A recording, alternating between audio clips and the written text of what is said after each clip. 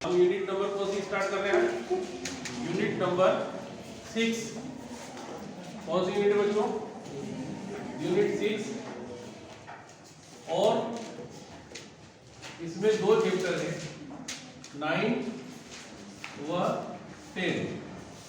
बस 9 का थोड़ा सा पार्ट जो उसने हटाया है, और 9.1 और 9.2 इन दो चैप्टर को, दो पॉइंट को इसमें से हटा दिया है।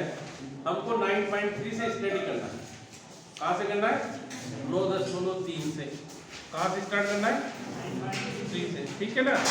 अब 9.3 से मतलब प्रकाश का अपवर्तन क्या है? 9.3 क्या नाम है उसका? प्रकाश का अपवर्तन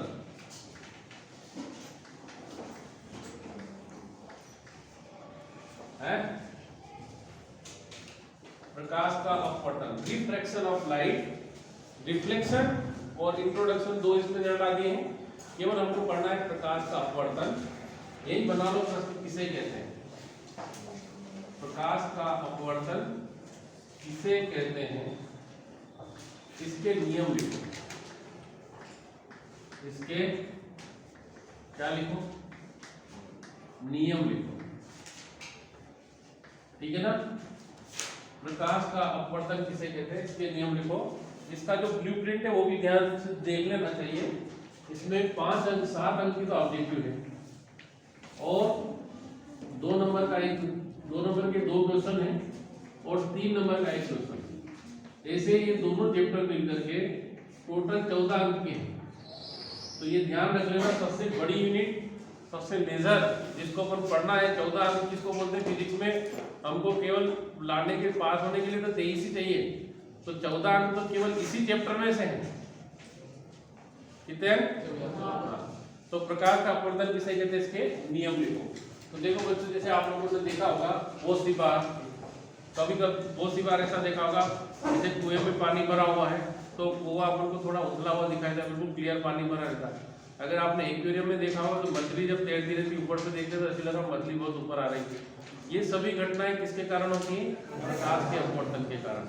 जब रात के समय में हम जब चंद्रमा को देखते हैं तो हमको बिल्कुल स्पष्टली वो चमकता हुआ दिखाई देता है, परंतु तारे सारे सभी तारे ऐसे दिखाई देते हैं टिमटिमाते हुए। कैसे दिखाई देते हैं? ये सारी घटनाएं किसके कारण होती है? अपवर्तन के, प्रकाश के अपवर्तन के कारण। अब देखिए कैसे, यहाँ अपन जनरली देखें तो ऐसा एक कांच की स्लेब होती है। काय की स्लेब है ये? कांच की स्लेब। जब ऊपर वायु है, इसको बोलते हैं विरल माध्यम। क्या बोलते हैं इसको? और नीचे कांच है तो इसको बोलते हैं सघन माध्यम। अब सघन माध्यम किसे कहते हैं?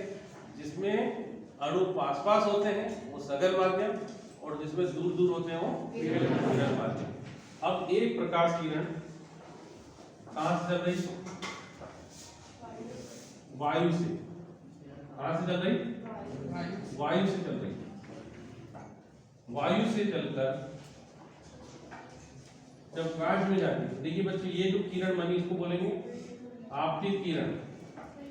कौन सी किरण है? आपतित किरण। और ये जो है अपना अभिलंब, क्या है ये? अभिलंब।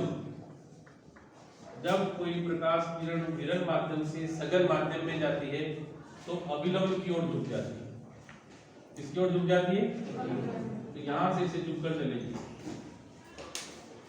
फिर जब यहां वापस अपन अभिलंब बनाएंगे इसे, तो ये अब क्या करेगी बच्चों? ऐसे दूर हट जाएगी। फिर से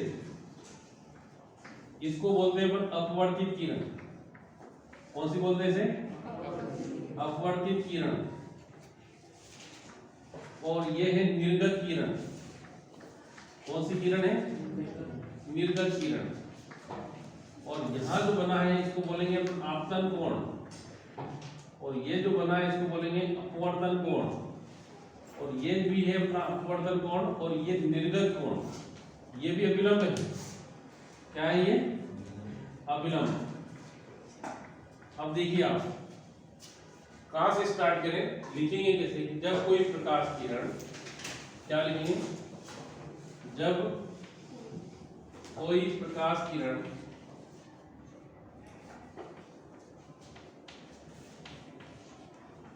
बच्चों सघन माध्यम से, विरल माध्यम से। कौन से माध्यम से? विरल माध्यम से, विरल माध्यम से सघन माध्यम में जाती है, सघन माध्यम में जाती है।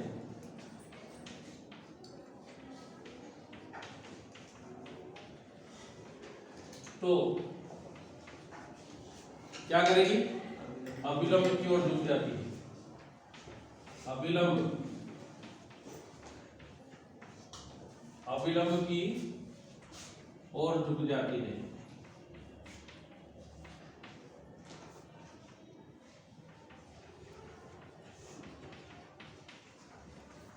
ठीक है ना? जब कोई प्रकाश किरण विरल माध्यम से सघन माध्यम में जाती है तो अविलंब की ओर झुक जाती है। तथा जब कहां से? सघन माध्यम से, सघन माध्यम से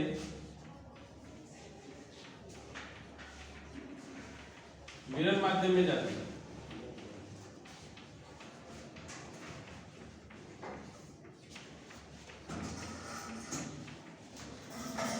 तो अविलंब से दूर हट जाती है। किससे दूर हट जाती है? अविलंब से दूर हट जाती है।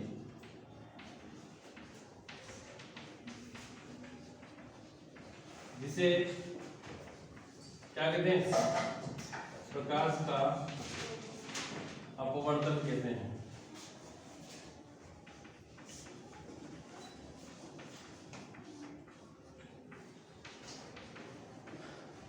ठीक है ना? जब कोई प्रकाश किरण कहां से चलती है? विरल माध्यम से चलकर सघन माध्यम में जाती है तो क्या करती है? अविलंब की ओर झुक जाती है। और जब फिर विरल से सघन में जाती है तो अविलंब से दूर हट जाती है। इसे प्रकाश का क्या कहते हैं? अब इसके निम्नलिखित दो नियम हैं। इसके नियम, इसके निम्नलिखित दो नियम हैं। दो नियम है। पहला नियम देखिए आप, नियम नंबर 1, आपतित किरण। कौन सी किरण बच्चों? देखो इधर, ये वाली आपतित किरण। कौन सी किरण है? फिर अपवर्तित किरण, अपवर्तित किरण तथा अविलंब, तीनों एक ही तल में होते हैं। अविलंब तीनों एक ही तल में होते हैं।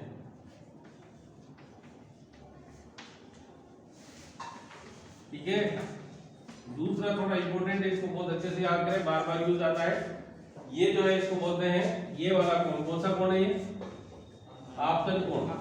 तो यह लिखिए आपतन कोण की जात, आपतन कोण की जात। इंग्लिश में बोलेंगे इसको साइन।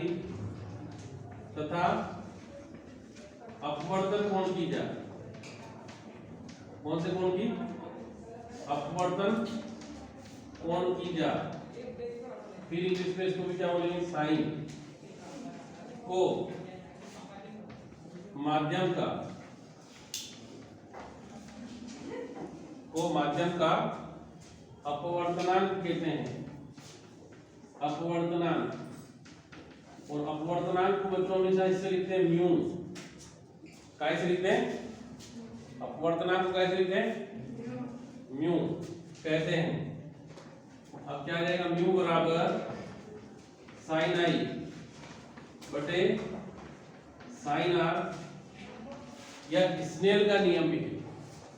कौन सा नियम भी है? स्नेल का नियम भी।